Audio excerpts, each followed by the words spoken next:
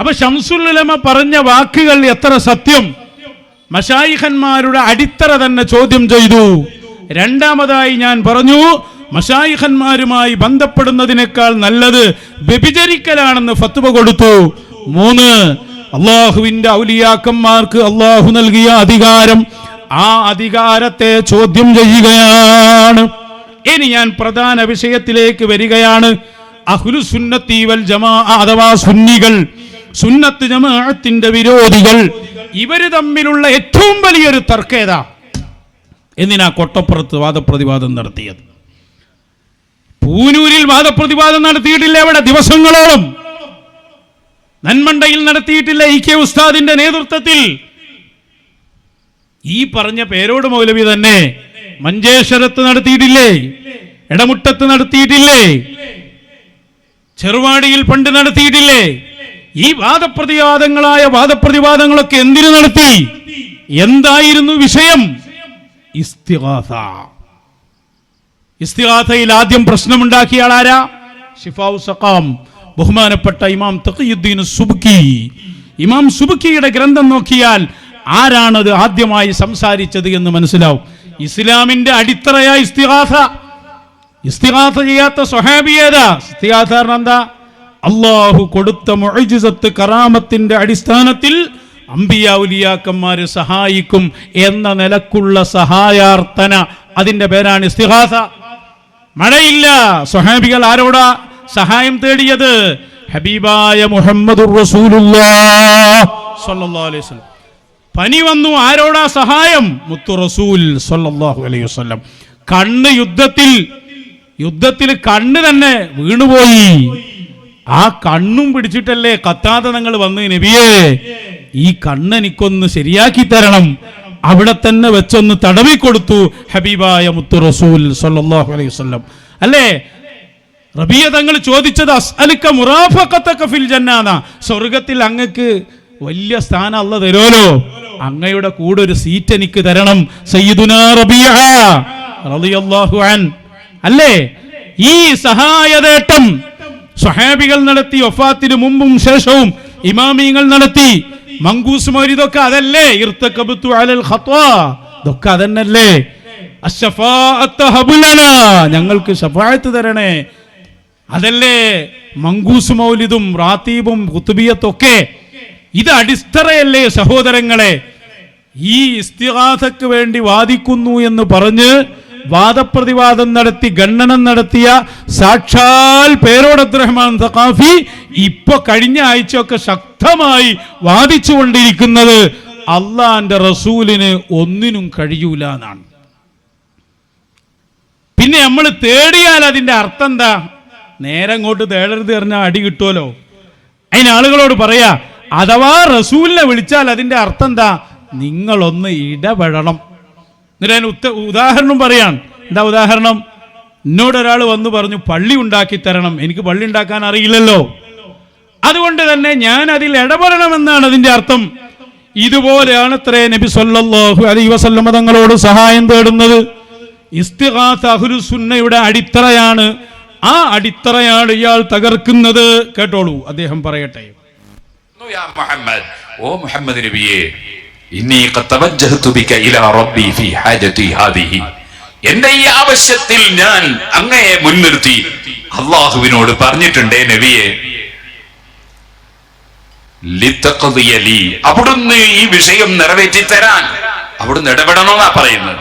അങ്ങനെ അതാണ് ഇസ്തിഗാസ, ഇടപെടാൻ ആവശ്യപ്പെടുക. ലിതഖദിയ ലി, തങ്ങൾ നിർവഹിച്ചു തരാൻ എന്ന് പറഞ്ഞാൽ തങ്ങൾക്ക് നിർവഹിക്കാൻ കഴിയോ? ഇല്ല, നിർവഹിക്കേണ്ടവൻ അള്ളയാണ്. അപ്പൊ തങ്ങൾ നിർവഹിക്കണമെന്ന് പറഞ്ഞതിന്റെ അർത്ഥം എന്താ? ഇപ്പൊ എന്നോട് ഒരാൾ പറഞ്ഞു, ഉസ്താദേ ഞങ്ങൾക്ക് ഒരു പള്ളി ഉണ്ടാക്കി തരണം, എന്നെ കൊണ്ട് പള്ളി ഉണ്ടാക്കി കൊടുക്കാനാവില്ല. പിന്നെ അയാൾ പറഞ്ഞതിന്റെ അർത്ഥം എന്താ?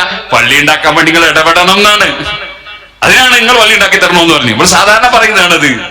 അതുപോലെയാണ് ഈ പറയുന്ന ഭാഷ. തങ്ങൾ വീട്ടിൽ തരാൻ, വീട്ടിൽ കൊടുക്കുന്നവൻ അല്ലാഹു ആണ്.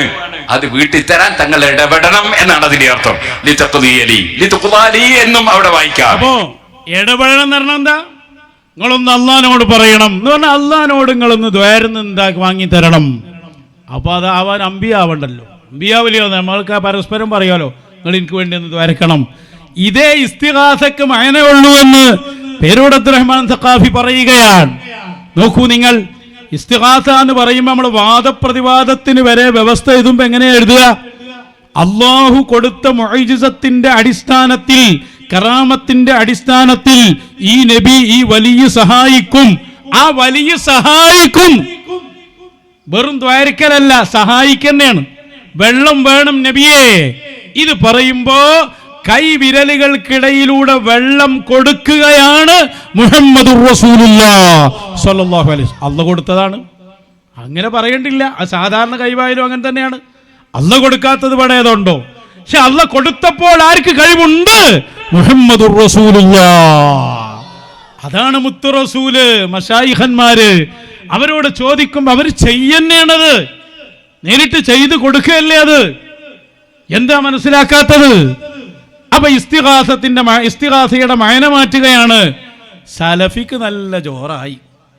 അയാള് പറയാ ഇപ്പൊ ഇസ്തിഗാസ ഒക്കെ വിട്ടിട്ടോ, നന്നാകുന്നുണ്ട്, പ്രതീക്ഷയുണ്ട്. ഇത് വളരെ അടിത്തറയാണ്. പ്രവർത്തകർ ചിന്തിക്കുക, ഇയാൾ നിങ്ങളെ നരകത്തിൽ എത്തിച്ചിട്ട് നിൽക്കുള്ളൂ. സലഫിയുടെ വിശദീകരണം ഒന്ന് കേട്ടോളൂ. ചില ഉദാഹരണങ്ങളൊക്കെ പറയുന്നുണ്ട്.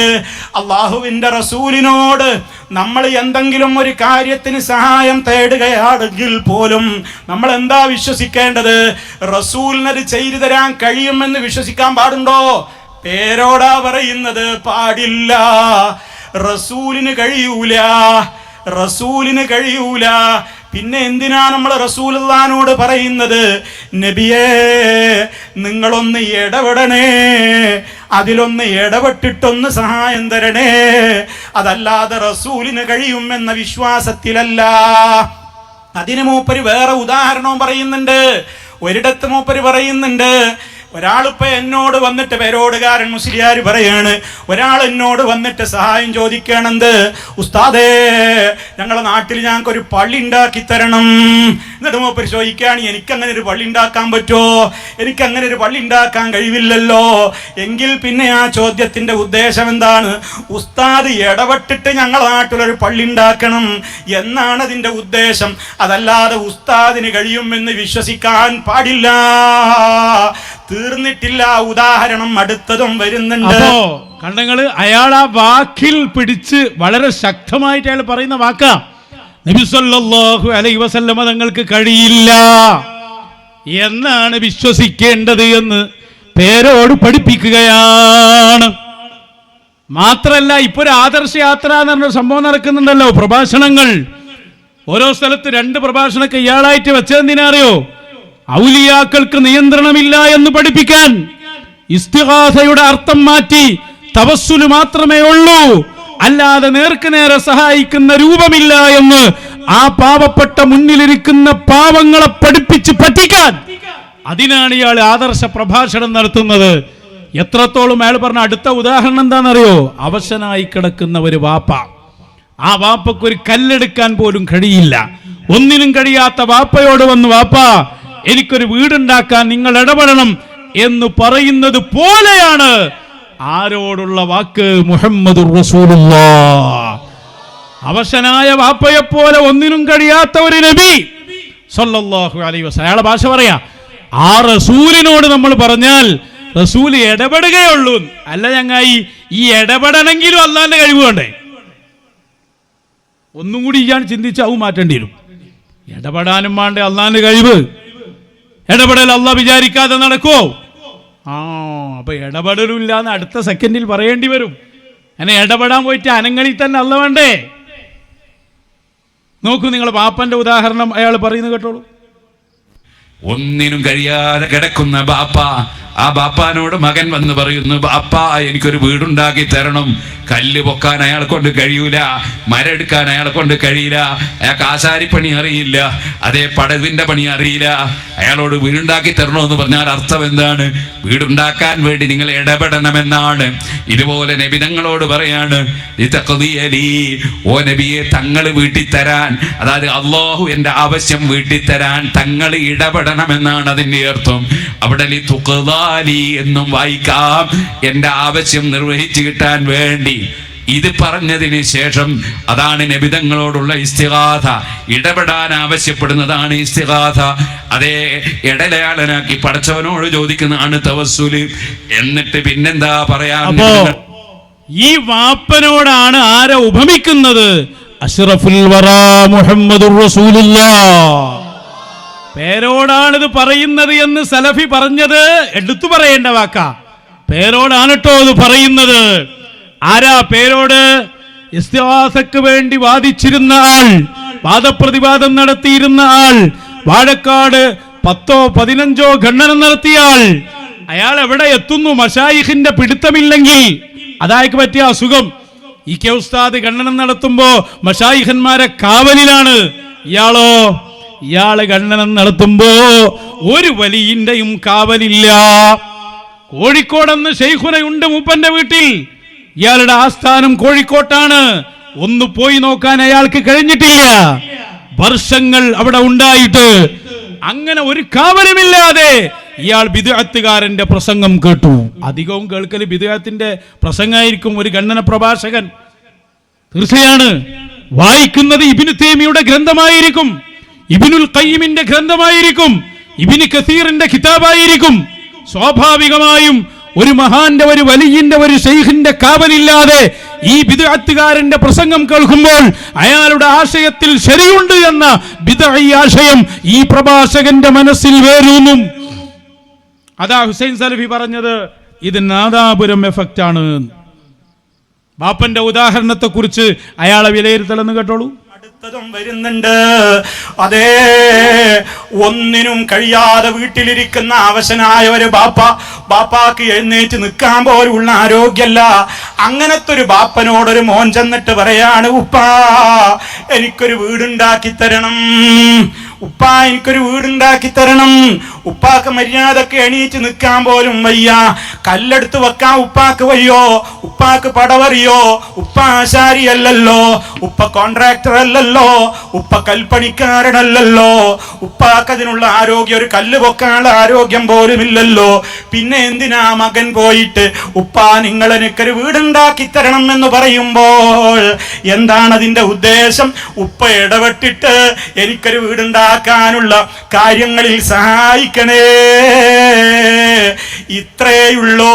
ഇതേപോലെ ഈ അവശനായി കിടക്കുന്ന ബാപ്പയുടെ സ്ഥാനത്താണ് മുഹമ്മദ് മുസ്തഫ സല്ലല്ലാഹു അലൈഹി വസല്ലമും അങ്ങനെ തന്നെയാണ്. അവിടുത്തോട് നമ്മൾ എന്തു ചോദിക്കുമ്പോഴും രോഗം മാറ്റണേ നബിയേ, സ്വർഗം തരണേ നബിയേ, നരകത്തുനിന്ന് രക്ഷിക്കണേ നബിയേ, കുട്ടിയെ തരണേ നബിയേ, ആപത്ത് തടുക്കണേ നബിയേ എന്നൊക്കെ പറയുമ്പോ അള്ളാന്റെ റസൂലിന് അതിന് കഴിയുമെന്ന് വിശ്വസിക്കാൻ പാടില്ല. മറിച്ച് നബിയേ നിങ്ങൾ ഇടപെട്ടിട്ട് കാര്യങ്ങൾ നിവർത്തിക്കണം എന്നേ കരുതാൻ പാടുള്ളൂ എന്ന്. എത്രത്തോളം ബഹുദൂരം സത്യത്തോട് ഇങ്ങനെ അടുത്തടുത്ത് വരുന്നു. പൂർണ്ണമായി ശരിയായിട്ടില്ലെങ്കിലും അയാളെ പറഞ്ഞ വാദം അങ്ങനെയൊക്കെ ഒരു മാറ്റം മൂപ്പർക്ക് വന്നോ എന്ന് നിങ്ങൾക്ക് സംശയമുണ്ടെങ്കിൽ ആ ഭാഗം നിങ്ങളൊന്ന് നമ്മൾ കേട്ട ഭാഗം കേൾപ്പിക്കുകയാണ്. അയാൾ പറയാണ്, ബഹുദൂരം സുന്നിയിൽ നിന്ന് അകന്ന് ഞങ്ങളോട് അടുത്തിട്ടുണ്ട്, വളരെ വളരെ അടുത്തുണ്ട്, പൂർണ്ണമായിട്ട് സുഖമായിട്ടില്ല, അസുഖം അതിന് ഓലടുത്തെത്തിയ ബാക്കി ട്രീറ്റ്മെന്റ് പോലെ ചെയ്തോളൂ. ഒറിജിനൽ സലഫിയാക്കി. അതാണ് അബ്ദുൽ നസീർ അസേരിയാറിന്റെ മൗലവി എഴുതിയത്. ഞാനൊരു 5 കൊല്ലം മുമ്പുള്ള സ്റ്റെപ്പിൽ അപ്പൊ പേരോടുള്ളത്. അയാൾ ഇങ്ങോട്ട് വന്നാൽ സാധാരണ മുജാഹിദ് മൗലവിമാർക്ക് ചെയ്യാൻ പറ്റാത്ത സേവനമാക്കി ചെയ്യാൻ പറ്റും. കാരണം മുജാഹിദീങ്ങളെ പ്രസംഗം ഒറ്റ സുന്നിയും കേൾക്കൂലല്ലോ. ഇത് ഇയാൾ ഔലിയാക്കൾക്ക് തദ്ബീർ ഇല്ല എന്ന് പറയുമ്പോൾ പാവം SSFകാർ വായും പൊളിച്ചിങ്ങനെ കേട്ടിരിക്കുക. ഞങ്ങളെ ഉസ്താദ് പറയുന്ന എത്ര സത്യമാണ്. ഔലിയാക്കൾക്ക് നിയന്ത്രണമല്ല. അവശനായ വാപ്പയെപ്പോലെയാണ് മുത്തു റസൂലെന്ന് അയാളുടെ ഗീർവാണം കേട്ട് ഇതാണെന്ന് ഹക്കാണെന്ന് മനസ്സിലാക്കേണ്ട ഗതികേട് എത്തിയെങ്കിൽ മശായിഖന്മാരോട് കളിച്ചതിന്റെ ഫലമാണത്.